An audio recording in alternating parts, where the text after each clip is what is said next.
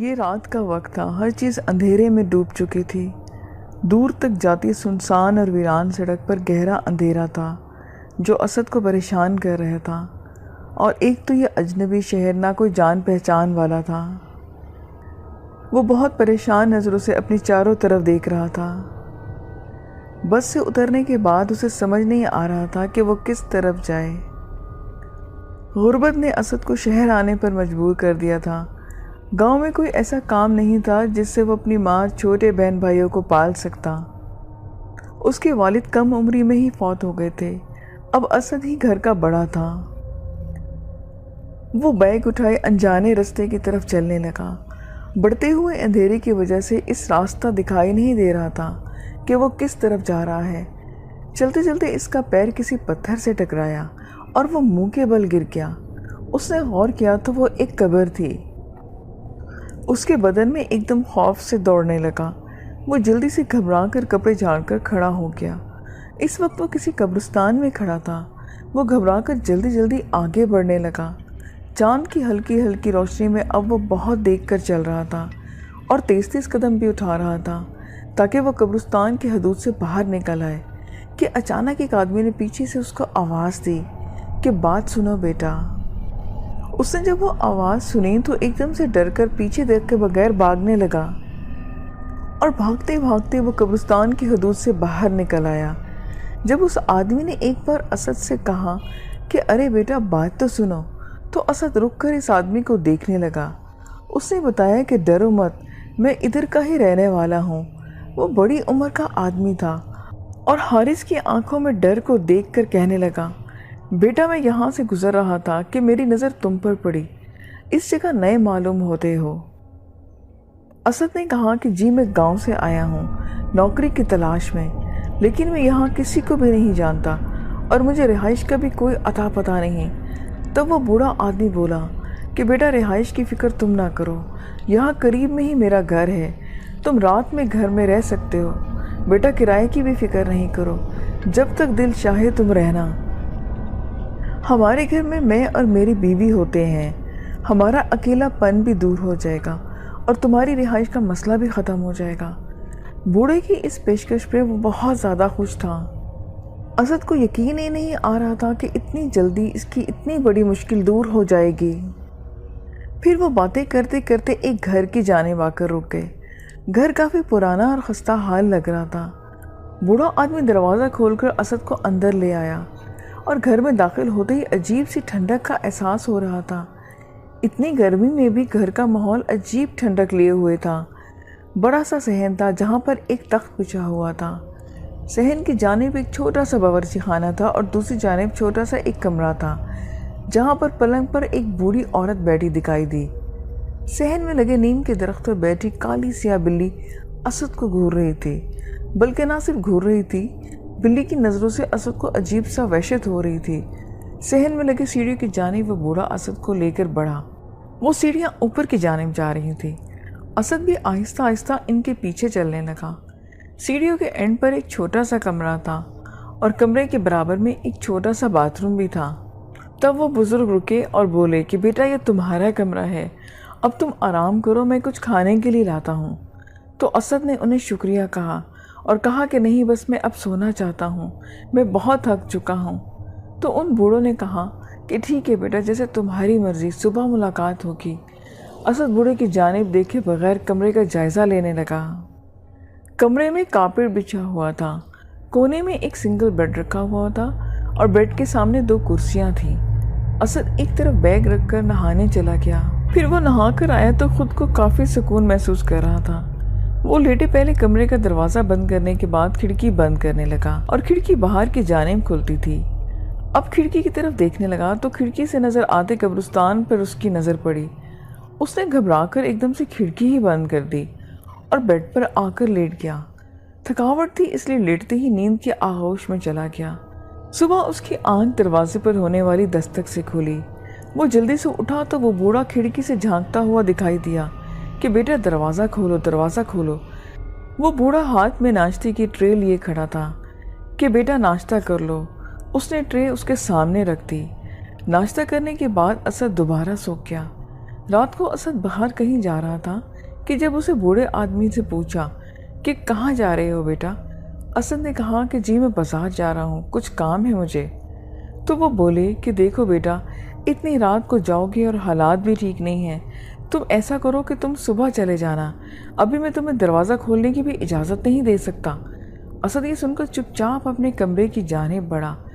وہ سوچنے لگا کہ اچھی مصیبت ہے، ابھی تو رات کے صرف 9 ہی بجے ہیں، کیسی مصیبت ہے کہ اب میں باہر بھی نہیں جا سکتا۔ وہ بیڈ پر آ کر بیٹھ گیا۔ اسے ویسے تو کوئی پریشانی نہیں تھی، لیکن اس بوڑھے میاں بیوی کی روک ٹوک پر اسے غصہ آیا تھا۔ وہ بستر پر لیٹ لیٹ کر بیزار ہو چکا تھا، تو چوری سے قبرستان کی طرف کھلنے والی کھڑکی کو کھول کر باہر دیکھنے لگا۔ سامنے قبرستان نظر آ رہا تھا۔ وہ کافی سنسان علاقہ تھا اور آبادی بھی بہت کم تھی۔ اسد نے قبرستان کی طرف دیکھا تو 2 لڑکیاں اسے نظر آئیں جو قبرستان سے گزر رہی تھیں۔ وہ 2 لڑکیاں اسد کی طرف دیکھ رہی تھیں اور ہاتھ کے اشارے سے اسد کو بلانے لگی۔ اسد بہت حیران ہوا کہ اتنی رات کو لڑکیاں یہاں کیا کر رہی ہیں، اور اس نے ڈر کر فوراً ہی کھڑکی بند کر دی اور سو گیا۔ رات پر اسے گھبراہٹ ہونے لگی، ساری رات جاگ کر گزری۔ کہیں فجر کے وقت جا کر اس کی آنکھ لگی۔ دوسرے روز وہ کام سے واپس گھر آ رہا تھا کہ پیچھے سے 2 لڑکیوں نے اسد کو آواز دی۔ اسد رک کر ان لڑکیوں کو دیکھنے لگا۔ پیچھے وہی 2 لڑکیاں تھیں جنہیں کل رات اسد نے قبرستان سے باہر دیکھا تھا۔ ان میں سے ایک لڑکی بولی کہ ہم نے تو آپ کو ہاتھ ہلایا تھا، لیکن آپ نے تو ایسے ڈر کے کھڑکی بند کر دی جیسے ہم 2 چڑیلے ہوں۔ اب اسد کی اکثر آتے جاتے ان لڑکیوں سے ملاقات ہو جاتی۔ جس وقت اسد کام پر آتا تو وہ لڑکیاں بھی اسی وقت اکیڈمی سے پڑھ کر آتی تھیں۔ اسد کو وہ صبا نام کی لڑکی اچھی لگنے لگی۔ اب حارث اور صبا ایک دوسرے کے قریب بھی آ گئے تھے۔ ایک بار صبا نے اسد سے ملنے کی فرمائش کی، تب اسد بولا کہ صبا تم میرے مالک مکان کو نہیں جانتی، شام کے بعد وہ مجھے گھر سے نہیں نکلنے دیتے۔ لیکن پھر بھی اسد ملنے کی حامی بھرتے ہوئے گھر چلا گیا، اور رات جب وہ بوڑھا کھانا لے کر اوپر آئے تو اسد سونے کی ایکٹنگ کرنے لگا۔ جب وہ بوڑھے چلے گئے تو کچھ دیر کے بعد اسد نے صحن میں نیچے دیکھنے لگا کہ کوئی ہے تو نہیں، اور اطمینان سے وہ نیچے چلا گیا۔ وہ دونوں بوڑھے میاں بیوی سونے کے لیے کمرے میں جا چکے تھے، تو اسد نے صحن میں لگے درخت کی جانب پلٹ کر دیکھا تو وہاں بلی بھی موجود نہیں تھی۔ اس نے سکھ کا سانس لیتے ہوئے دروازہ کھولا اور باہر چلا گیا۔ وہاں صبا اس کا انتظار کر رہی تھی۔ صبا اسے سامنے قبرستان میں لے آئی۔ اتنی رات میں اسد قبرستان جاتے ہوئے ڈر رہا تھا۔ صبا اسے اپنے بارے میں بتانے لگی کہ میں اور وہ دوسری لڑکی ہم دونوں سہیلیاں ہیں اور دوسرے شہر سے تعلیم کی غرض سے یہاں آئی ہیں۔ باتوں ہی باتوں میں وہاں کا وقت پتہ ہی نہ چلا کہ اسد نے گھڑی میں ٹائم دیکھا تو رات کے 2 بج گئے تھے۔ اف اتنی دیر ہو چکی ہے۔ وہ گھبرا کر کھڑا ہوا اور صبا کا خدا حافظ کہہ کر گھر چلا آیا۔ گھر میں داخل ہوتے ہی اسد کی نظر سامنے درخت پر بیٹھی بلی پر پڑی۔ بلی اسے دیکھ کر گھور رہی تھی اور وہ کرایہ دار بوڑھی بھی جاگ رہی تھی۔ اسد کو گھر میں داخل ہوتے وہ دیکھ کر بولی کہ تم کو منع بھی کیا تھا نا کہ اتنی رات کو گھر سے باہر نہیں رہنا، مگر تم سنتے ہی نہیں ہو۔ تو اسد بولا کہ اماں جی میں معافی چاہتا ہوں، لیکن آج کے بعد آپ کو شکایت نہیں ملے گی۔ اسد کے یہ الفاظ اس کے منہ میں ہی رہ گئے تھے، کیونکہ وہاں تو کوئی موجود ہی نہیں تھا۔ وہ اماں اچانک غائب ہو گئی۔ وہ خوفزدہ نظروں سے ادھر ادھر دیکھنے لگا اور اس نے سوچا کہ ارے یہ کیا ہو رہا ہے میرے ساتھ۔ وہ گھبراتا ہوا اپنے کمرے میں چلا آیا۔ اسد کو اچانک لگا کہ اس کے پیچھے پیچھے کوئی آیا ہے، تو اس نے آگے پیچھے دیکھا تو مگر کوئی بھی نہ تھا۔ گلاب کی تیز خوشبو اسے محسوس ہوئی۔ وہ جب بستر پر دراز ہوا تو گھبرا کر اٹھ بیٹھ گیا، اور ایک دم سے عورت کے کہے اس کے کانوں سے ٹکرانے لگے۔ اس نے ڈرتے ڈرتے پوچھا کہ کون ہے؟ وہ خوفزدہ اپنے چاروں طرف دیکھنے لگا، مگر وہاں پر کوئی نہ تھا۔ پوری رات اسے لگا کہ کوئی عورت اسے ہاتھ سے سر تک ہلا رہی ہے۔ فجر کے وقت تک یہی سب کچھ ہوتا رہا۔ رات کو اسد کی ملاقات صبا سے ہوئی تو صبا اسد کو دیکھ کر بولی کہ کاش ایسا ہو کہ میں تمہاری دلہن بنوں۔ تو اسد بولا کہ فکر مت کرو، تمہاری شادی صرف مجھ سے ہی ہوگی۔ میں کچھ دنوں تک اپنے گاؤں جاؤں گا تو تمہاری اپنی شادی کی بات کروں گا۔ صبا نے اس سے یقین سے پوچھا کہ اسد کیا سچ میں تم مجھ سے شادی کرو گے؟ تب وہ بولا کہ ہاں صبا، میں وعدہ کرتا ہوں کہ شادی میں تم سے ہی کروں گا۔ گھر آ کر اسد بیگ پیک کرنے لگا، کیونکہ پرسوں وہ گاؤں جا رہا تھا۔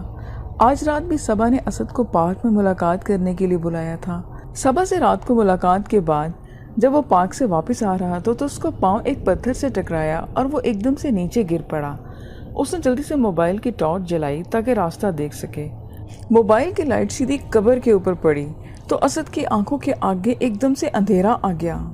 कब्र की तख्ती पर लिखा था जहांगीर। वो बड़ी मुश्किल से खड़ा हुआ तो इसकी बराबर वाली कब्र पर उसकी निगाह पड़ी जिस पर लिखा था कि नज़ीरा जहांगीर। ये दोनों कब्रें इन दो बूढ़े मियाँ बीवी की थीं जिनके घर में वो इतने दिन से किराए पर रह रहा था। असद को लग रहा था कि अब वो बेहोश होकर गिर जाएगा। उसके पीछे एक कब्रें बनाने वाला आदमी आया और उसने असद से पूछा कि भाई क्या हो गया है।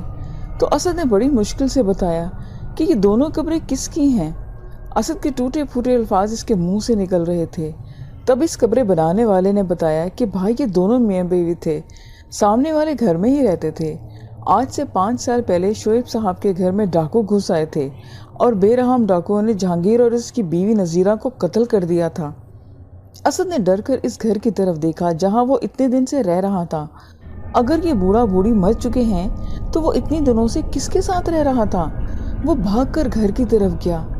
मुझे किसी भी हाल में अभी के अभी यहाँ से निकलना होगा। वो खौफ से धड़कते दिल के साथ घर में दाखिल हुआ और तेज़ी से अपने कमरे में आया। अपना सारा सामान पैक कर रहा था कि दरवाजे पर दस्तक हुई तो वो और डर गया। सीढ़ियों वाली खिड़की की तरफ देखा तो सामने सबा और इसकी सहेली खड़ी थी। असद सबा को देखकर हैरान रह गया और उससे पूछा कि तुम यहाँ कैसे। सबा ने जवाब दिया कि असद मैं तुम्हें साथ चलूँगी। असद सबा की ये बात सुनकर जल्दी जल्दी सामान पैक करने लगा। तभी उसके दिमाग में एक झमाका सा हुआ कि सबा तुम्हें कैसे पता चला कि मैं जा रहा हूँ। हारिस पास खड़ी सबा से पूछने लगा। तभी सबा के साथ जो दूसरी सहेली थी वो बोलने लगी कि अब हमें तुम्हें सब कुछ सच सच बता देना चाहिए। हमारा ताल्लुक जिन्नात के कबीले से है और हम सब लोग मर चुके हैं। सबा भी और बाहर सहन में लगे दरख्त पर हम बहुत अरसे से रह रहे हैं। जो बिल्लियाँ तुम्हें दिखाई देती थी वो हम ही हैं। पहले दिन जब तुम इस घर में कदम रखा तो तुम्हारी नज़र सबा पर पड़ी और सबा तुम्हारी दीवानी हो गई थी। मैंने सबा को बहुत रोका कि हम जिन्नात लड़कियां हैं और तुम इंसान हो। वो बूढ़ा बूढ़ी जिनके साथ तुम रह रहे हो वो हमारे माँ बाप थे, लेकिन वो दोनों भी कब के मर चुके हैं। हम सब भी कब के मर चुके हैं। ये घर खाली वीरान खंडर है, कोई इंसान नहीं रहता यहाँ पे। असद को लग रहा था कि किसी भी वक्त इसके दिल की धड़कन बंद हो जाएगी। उसका सारा वजूद पसीने से भीगा हुआ था। इसी वजह से वो सीढ़ियों से बूढ़ा शख्स नीचे आया और बोला कि असद तुम कहीं नहीं जाओगे, तुम हमारे बेटे की तरह हो। उसके खौफजदा होकर उसने दरवाज़ा बंद कर दिया और अंदर कमरे में आकर बैठ गया। या अल्लाह मेरी मदद कर, मैं कहाँ जन्नात में फंस गया हूँ। असद अब फूट फूट कर रोने लगा और अल्लाह ताला से मदद मांगने लगा। वो आयतुल कुर्सी पढ़ने लगा। पूरी रात वक्फे वक्त से दरवाजे पर दस्तक हुई और बूढ़े बूढ़े की सिसकी और पूरी आवाज़ें इसी तरह से गूंजती रहीं। वो सारी रात ये आवाज़ें सुनता रहा। वो जिन्नात सारी रात कमरे के दरवाज़ा बजाती रही। बाहर दरवाजे से सबा की आवाज़ आई, असद तुम मुझसे वादा किया था कि तुम मुझसे ही शादी करोगे। तुम ऐसे कैसे जा सकते हो? मैं तुम्हें ऐसे हरगिज़ नहीं जाने दूंगी। असद मुसलसल कलमा पढ़ता रहा। फिर उसने दरवाज़ा खोल के नीचे झाँका जहाँ अब बिल्कुल खामोशी थी। वो बैग उठाए अंधाधुंध सीढ़ियाँ उतरता दरवाज़ा खोलकर बाहर के जाने भागा। वो बुरी तरह और तेज़ी से बस भागे ही जा रहा था। भागते भागते सड़क के किनारे वो पहुंचा और आसमान की तरफ देखा और शुक्र के आंसू इसकी गाल पर थे। उसे यकीन नहीं आ रहा था कि वो मरे हुए लोगों की हवेली से जिंदा बचकर आ गया है। ये सोचकर इसके रोंगटे खड़े हो रहे थे कि वो इतने महीने जिन्नात के साथ रहा। इसके बाद इसे कभी भी गलती से इस इलाके में नहीं गया।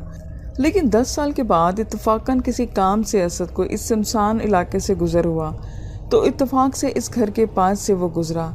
घर के पास से गुजरते हुए इसके पूरे जिस्म में एक सर्द लहर दौड़ गई। आज 10 साल बाद भी वो घर में वैसे का वैसे ही वीरान खड़ा था। असद की निगाह बेख्तियार इस कमरे की खिड़की की तरफ गई जहां उसने इतने महीने गुजरे थे, मगर वहां का मंजर उसे और खौफजदा कर गया। सबा खिड़की में खड़ी मुस्कुरा रही थी और उसको हाथ हिला रही थी। असद ने खौफजदा होकर अपनी निगाहें नीचे की और कलमा पढ़ते हुए गाड़ी अपनी तेज़ कर दी और इस इलाके से बाहर निकल गया। लिसनर्स, ये आज की स्टोरी थी। उम्मीद है कि आपको अच्छी लगे तो ज़रूर बताइएगा और चैनल को सब्सक्राइब करना ना भूलें। फिर नई वीडियो में मिलेंगे।